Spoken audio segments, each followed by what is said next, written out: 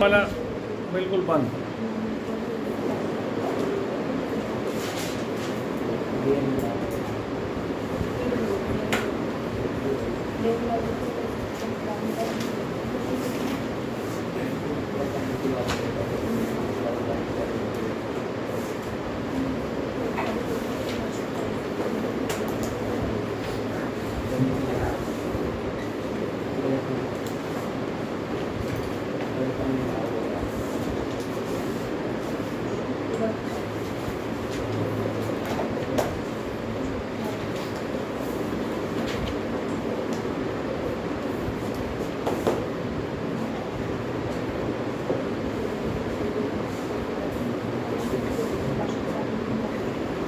करिए क्या करना है।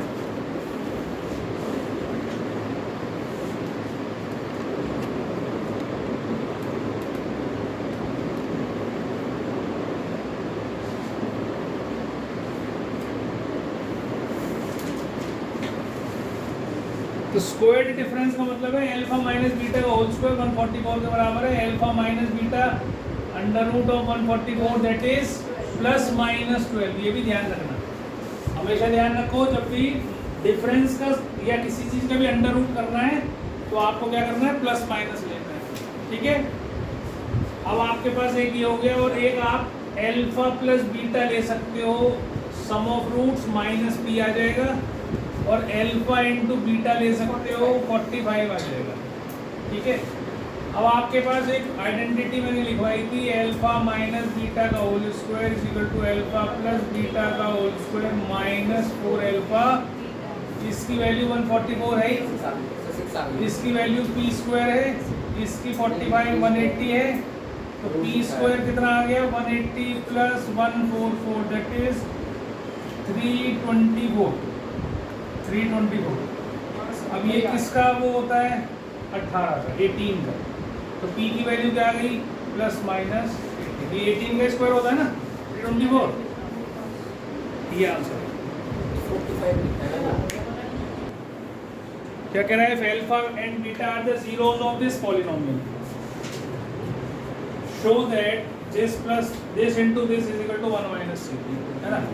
पहला काम आपको क्या करना होता है, पहला काम आपको करना होता है पॉलिनोमियल को क्वाड्रेटिक फॉर्म में लाना, और क्वाड्रेटिक फॉर्म क्या होती है ax² plus bx plus c, मतलब x² की टर्म्स अलग होनी चाहिए, x वाली टर्म अलग होनी चाहिए और कांस्टेंट अलग होने चाहिए, पर यहाँ नहीं है।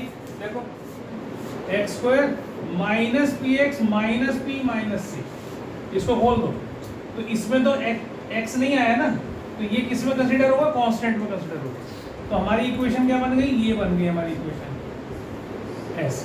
This is my quadratic equation. पहला काम आपको ये करना है ताकि आप सम ऑफ रूट्स और प्रोडक्ट ऑफ रूट्स निकाल सकें। तो सम ऑफ रूट्स क्या है, इसके जीरोस हैं अल्फा बीटा, तो अल्फा प्लस बीटा कितना हो जाएगा माइनस बी अपॉन ए, मतलब minus into minus b, p हो गया, ए तो 1 ही है, और अल्फा इंटू बीटा क्या होगा सी बाई ए, मतलब दिस अपॉन दिस, मतलब माइनस पी प्लस सी, ये आपका अल्फा इंटू बीटा। इतनी बात समझ में आ गई सर, पक्का। चलो आगे, वैसे ही गर्दन मत हिलाना, पूछ लेना अगर नहीं समझ में आया तो। चलो कब तक को आगे समझ, इसको सॉल्व करके निकालना है, मल्टीप्लाई करो alpha plus beta plus 1 LHS इसकी। अब अल्फा बीटा की वैल्यू क्या है माइनस पी माइनस सी, और अल्फा प्लस बीटा की क्या है प्लस पी और प्लस 1। देखो पी से पी कट गया, क्या आंसर आया, ये किसके बराबर आ गया RHS के बराबर। सिंपल था बिल्कुल, कुछ नहीं था इसमें। देखने में ऐसा लग रहा था कि पता नहीं क्या करना पड़ेगा, देख लो एक बार, नहीं समझ में आया तो बोल दो। ठीक है, तो एक जीरो अगर अल्फा है तो next number alpha is this, तो 1 0 of the quadratic polynomial is negative of the other. अगर एक अल्फा है तो एक माइनस अल्फा, या कह लो अगर ये माइनस अल्फा है तो इसका नेगेटिव प्लस अल्फा। समझ में आ गई बात। अब ये 2 जीरोस आपने मान लिए, अब अल्फा प्लस बीटा क्या होता है सम ऑफ जीरोस, इसके हिसाब से माइनस 8 के अपॉन 4 आएगा, माइनस बी अपॉन ए होता है, ये पढ़ा हुआ है आपने। तो ये कट गया इससे, ये 2 के आ गया, मतलब 2 के आ गया, लेकिन अल्फा और बीटा की जगह तो तुमने क्या डालना है, ये डालना है भाई। दूसरा जीरो क्या है हमारा माइनस अल्फा, ये कट के क्या आ गया 0, तो 2 के 0 आ गया तो क्या आएगा 0। अच्छा अब मैं समझाता हूँ इसको, एक और दूसरे तरीके से समझाता हूँ, देखो समझना चीज। कोई भी क्वाड्रेटिक पॉलिनोमियल जिसमें x की टर्म्स ना हो, सिर्फ x स्क्वायर और कांस्टेंट ही हो, जिसमें x की टर्म्स ना हो, x स्क्वायर या कांस्टेंट ही हो, उसके हमेशा जो दो जीरोस निकलेंगे वो एक दूसरे के ऑपोजिट साइन और इक्वल इन वैल्यू होंगी। देखो अगर मान लो मैं ऐसे लिख दूं, x तो नहीं है इसमें, x स्क्वायर है और कांस्टेंट है, इसके दो फैक्टर बनाओ जरा, और इसके दो जीरोस निकालने के लिए 0 के बराबर रखो, 5 आ गया। और तो यहां पर देखने के बाद ही आप कह सकते हो, अगर ऐसा कोई केस आता है ना और ये एमसीक्यू में आ जाए, तो करने की भी जरूरत नहीं है, जो x के सामने कोएफिशिएंट है उसे 0 रख दो, क्योंकि ऐसा जब ही हो सकता है जब x की टर्म हो ही ना उसके अंदर, कि उसके दो जीरोस निकले और दोनों एक दूसरे से ऑपोजिट साइन के हैं और इक्वल इन वैल्यू हैं। तुम कोई भी वैल्यू रख के देख लो, बात समझ में आ रही है मेरी। अब तुम्हारे को क्योंकि रियल नंबर्स ही पढ़ाए जा रहे हैं, तुम्हारे को केवल रियल नंबर्स ही पढ़ाए जाते हैं, इसलिए तुम्हारे पास कोई भी ऐसा क्वाड्रेटिक पॉलिनोमियल नहीं आएगा जहां पर ऐसा लिखा हुआ है या x² + 16 है प्लस वाला, क्योंकि इसके दो फैक्टर तुम कर नहीं पाओगे रियल फॉर्म में, तुमसे पूछा भी नहीं जाएगा। बात समझ में आ रही है। केवल वही होंगे जैसे यहाँ भी नेगेटिव आ रहा है। अब यहाँ अगर मैं प्लस रख दूं तो फिर ये क्वेश्चन तुम सॉल्व नहीं कर पाओगे फिर, क्योंकि इसके दो जीरोस निकालने को कह दिए उसने, तो क्या निकालोगे। अगर वो ये भी कह they find the value of k and also the zeros of the polynomial, फिर क्या करोगे, फिर निकलेंगे नहीं तुमसे। हाँ अगर ये तुमने k की वैल्यू निकाल ली और आपने ऐसे लिख लिया, तो अब इससे आप जीरोस निकाल सकते हो, इसके क्या निकलेंगे 4x² = 9, x² कितना हो गया 9/4 और इसका अंडर रूट, तो कितना हो जाएगा प्लस माइनस 3/2, 9 का स्क्वायर रूट 3 और 4 का स्क्वायर रूट 2। और क्योंकि प्लस माइनस लिखना जरूरी है, कल उस दिन डिस्कस हुई थी हमारी बात ये कि नेगेटिव नंबर का स्क्वायर भी पॉजिटिव होता है और पॉजिटिव नंबर का स्क्वायर भी पॉजिटिव ही होता है। तो इसका स्क्वायर करूंगा तो भी 9/4 आएगा, माइनस वाले करूंगा तो भी 9/4 आएगा। तो मेरा आंसर ये निकलता है, दो जीरोस क्या निकलते 3/2 और -3/2। बात समझ में आ रही मेरी, पक्का। चलो आगे। तो ये छोटी छोटी चीजें हैं जो आप लोगों को ध्यान रखनी है, ये लिखी हुई बुक्स में नहीं मिलेंगी, टीचर ही बताता है इन सब चीजों को, और तुम ध्यान नहीं रखोगे तो उड़ जाएंगे। एमसीक्यू में फायदा होगा तो इस चीज का, अगर एमसीक्यू आ जाता है तो देखो इसने क्या है, sum of the zeros of the polynomial is equal to the product. इसका मतलब क्या है, अल्फा प्लस बीटा किसके बराबर है, कितना सिंपल है, अल्फा प्लस बीटा क्या होगा -2/k और प्रोडक्ट क्या होगा 3k/k, ये होगा ना, और k से k कट गया तो k की वैल्यू कितनी आ गई -2/3। बस खत्म हो गया क्वेश्चन। करने के लिए वो ज्यादा हो गया क्वेश्चन का लगा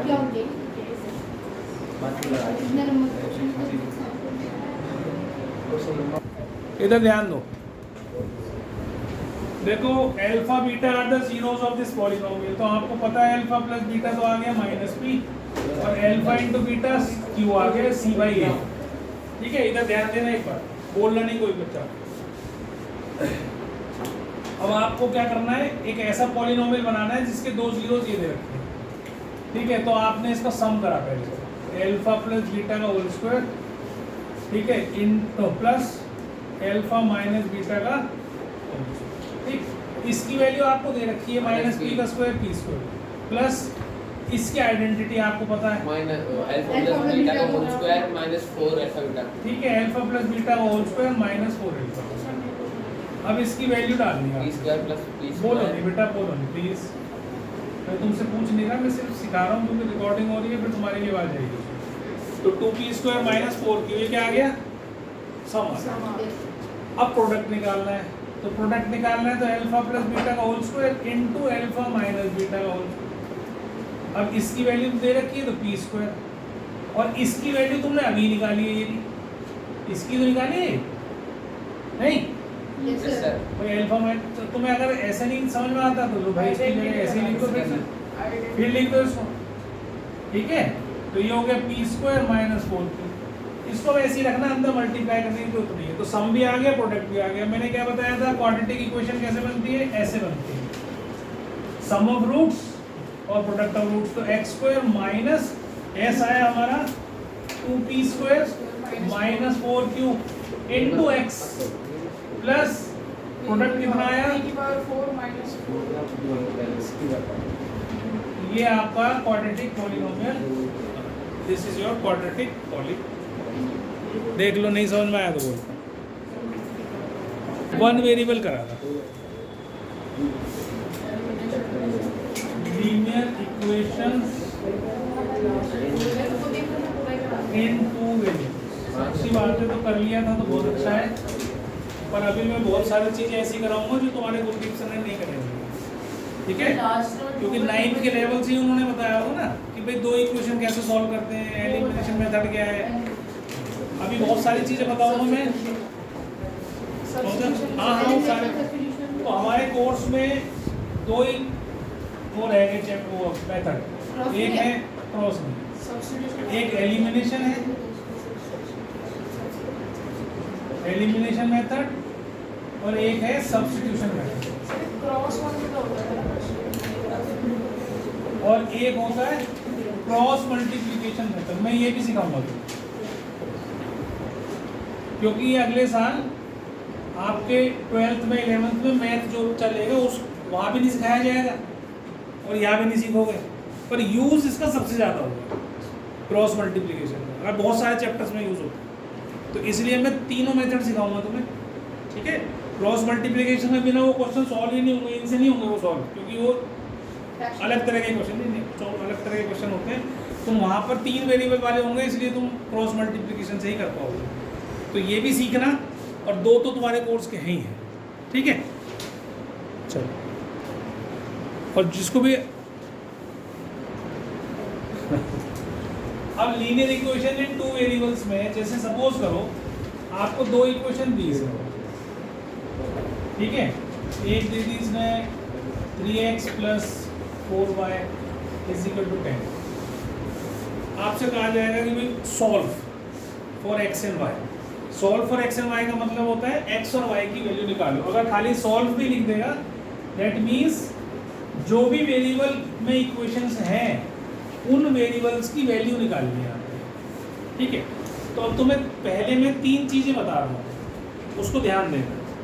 तो 3 तरह की इक्वेशंस होती है, 2 इक्वेशंस 3 तरह की होती है। एक में होता है यूनिक सॉल्यूशन, ठीक है। यूनिक सॉल्यूशन का मतलब क्या होता है, जब तुम इक्वेशंस को सॉल्व करोगे तो आपके पास एक x की वैल्यू निकलेगी, एक y की वैल्यू निकलेगी, ठीक है। इस पे ध्यान दे बेटा मेरी बात पर, गिनती मतलब क्या निकलेगा, वो छोड़ निकल जाएगा, ठीक है। और कहेगा तो फिर मैं यहाँ लिख देता हूँ ऐसा, और निकाल दे सर हाथों पे गिनती, रहने दे हाथों पे मेंटल टच। तो यूनिक सॉल्यूशन में क्या कंडीशन होती है, मतलब हम बता सकते हैं कि किसी भी दो इक्वेशन को बिना सॉल्व करे ये बता सकते हैं कि इसके कितने सॉल्यूशन आएंगे, ठीक है। तो यूनिक सॉल्यूशन मतलब एक x की वैल्यू निकलेगी, एक y की वैल्यू निकलेगी। तो इसके लिए अगर मेरे पास 2 लीनियर इक्वेशन लेता हूँ मैं, a1x b1y plus c1 is equal to 0, एक ले ली a2x b2y plus c2 is equal to 0। 2 linear equation मैंने ऐसे लिए, a1 b1 ये दोनों कोफिशिएंट्स हैं x और y के, और c1 कांस्टेंट है। दूसरे वाले में भी ऐसे a2 b2 कोफिशिएंट्स हैं x y के, और c2 कांस्टेंट है। तो किसी भी 2 इक्वेशंस को देखने के लिए, बताने के लिए भाई क्या इसके यूनिक सॉल्यूशन निकलेगी, मतलब कि a की वैल्यू x की निकलेगी, a की वैल्यू निकलेगी y की, तो उसके लिए कंडीशन क्या होती है, a1/a2 is equal to b1/b2 not equal to a1/a2 is not equal to b1/b2। जैसे इस इक्वेशन में देखो, ये a1 है, ये b1 है, ये a2 है, ये b2 है ना। तो 101/99 और ये क्या आएगा 99/101। क्या ये बराबर है? नहीं है। तो तो इसका मतलब जब इनको हम सॉल्व करेंगे, चाहे जैसे भी करें सॉल्व, आपके पास एक x की वैल्यू निकलेगी और एक y की। बात समझ में आ गई? तो ये पहली कंडीशन है। इन कंडीशंस के ऊपर भी क्वेश्चंस आपके पास आएंगे, अभी हम क्वेश्चंस करेंगे। ठीक, इसका मतलब क्या है? यूनिक सॉल्यूशन मतलब इंटरसेक्टिंग लाइंस। इंटरसेक्टिंग लाइंस, इसका मतलब लाइंस एक दूसरे को काट रही है। देखो ये जो लीनियर इक्वेशन होती है ना, कोई भी लीनियर इक्वेशन इन 2 वेरिएबल ले लो, चाहे लीनियर इक्वेशन इन 1 वेरिएबल ले लो, उसका ग्राफ कैसा बनता है? Straight line. उसका ग्राफ कैसा बनता है? Straight line.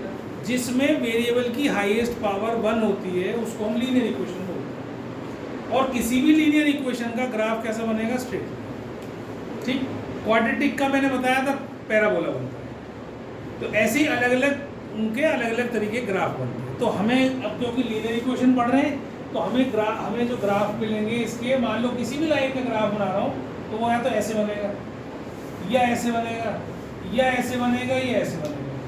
4 तरीके तो ये हो गए जिसमें 2 वेरिएबल्स होंगे। जिसमें 2 वेरिएबल्स होंगे, अगर हम उसको ग्राफ बनाएंगे तो इसी फॉर्म में ही आपके ग्राफ बनना है। कोई भी, या तो ये लाइन हो जाएगी, या ये लाइन, या ये लाइन, इस तरह की लाइन बनेगी। 4। अगर लीनियर इक्वेशन इन 1 वेरिएबल है तो 2 तरह के ग्राफ बनेंगे। क्या बनेंगे? एक तो ऐसा बन सकता है, या तो वो x एक्सिस को काटेगा, ये x एक्सिस है, ये y एक्सिस है, या वो ऐसे काटेगा y एक्सिस।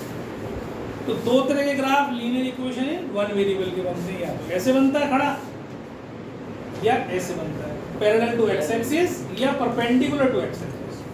तो ये दिमाग के अंदर बिठा लो इस बात को कि जब भी एक वेरिएबल होगा तो उसमें आपके 2 ही प्रकार के ग्राफ बन सकते हैं, या तो ऐसे खड़ा हुआ बनेगा, या ऐसा लेटा हुआ।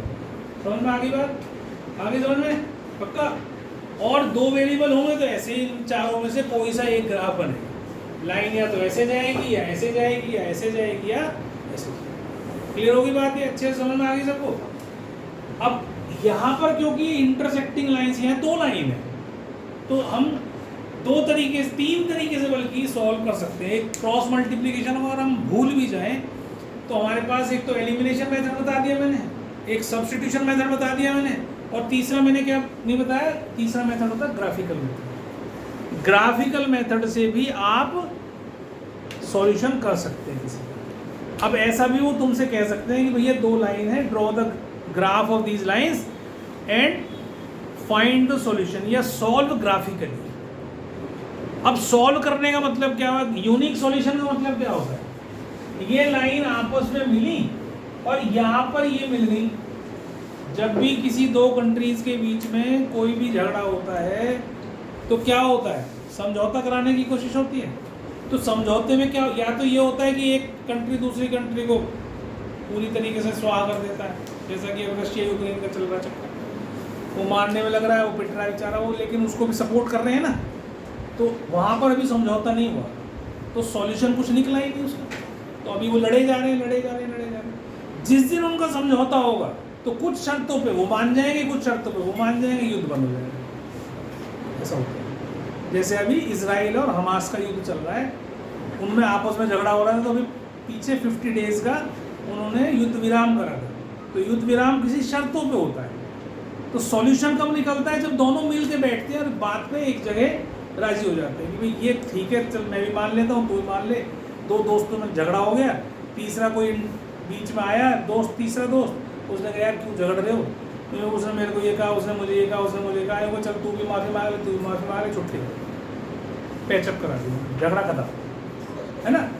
ऐसे ही यहाँ होता है। जब तक मिलोगे नहीं, जब तक सॉल्यूशन नहीं। अब अगर मैं लोग पैरेलल लाइन बना दूँ ना, पैरेलल लाइंस क्या ही मिलेंगी? कभी नहीं मिलेंगी। रेल की पटरी मिलती है, ठीक है, दूसरी रेल की पटरी तो आगे मिल जाती है, लेकिन 2 जो रेल्स होती हैं वो कभी नहीं मिलती, वो तो पैरेलल चलती है ना। अगर मिल गई तो ट्रेन गिर जाएगी, अगर वो मिला दी हमने आपस में आगे जाके तो ट्रेन डिरेल हो जाएगी। तो यहाँ पर ये कभी भी सॉल्यूशन नहीं निकलेगा, तो this is called no solution. तो ये कैसे पता चलेगा मेरे को भी इन 2 इक्वेशंस का सॉल्यूशन निकलेगा कि नहीं निकलेगा? ठीक है, इधर ध्यान रखो। तो इसकी भी कंडीशन होती है, इसकी कंडीशन क्या होती है, a1/a2 is equal to b1/b2 पर नॉट इक्वल टू c1/c2। जैसे मैं इक्वेशन लिखता हूं यहाँ 2x + 3y + 5 is equal to 0, 4x + 6y + 7 is equal to 0। तो अब जरा पेन नीचे रख दे और सिर्फ यहाँ देख भव्या, पेन नीचे रख दो और ध्यान से देखा करो यहाँ पर। मैं पेन ना देख लूँ तो बाहर निकाल दूँ क्लास से, बार बार मत करवाया करो बार। 2/4 3/6 किसी की रेस लगी हुई है किसी के साथ, ये 1/2 ये 3/6 1/2 तो 1/2 is equal to 1/2 not equal to 5/7। इसका मतलब क्या हो गया, ये कंडीशन है।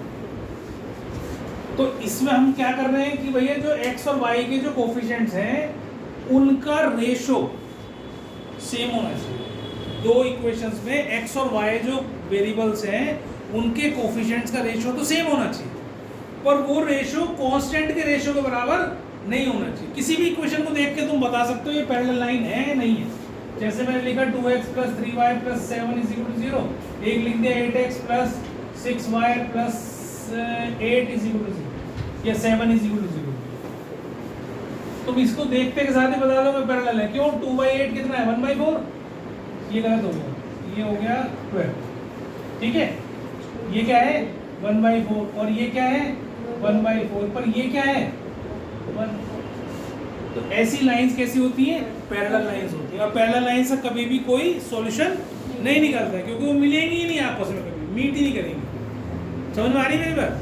तो ये कंडीशन हो गई आपकी दूसरी वाली, जिसमें मैंने कहा भाई नो सॉल्यूशन, सॉल्यूशन होगा ही नहीं इसका, नो सॉल्यूशन। ठीक, आपको केवल यही लिखनी कंडीशन, अभी मैं बताऊंगा जब लिखना, उसके बाद अभी नहीं लिखना। पेन नीचे रखो, ये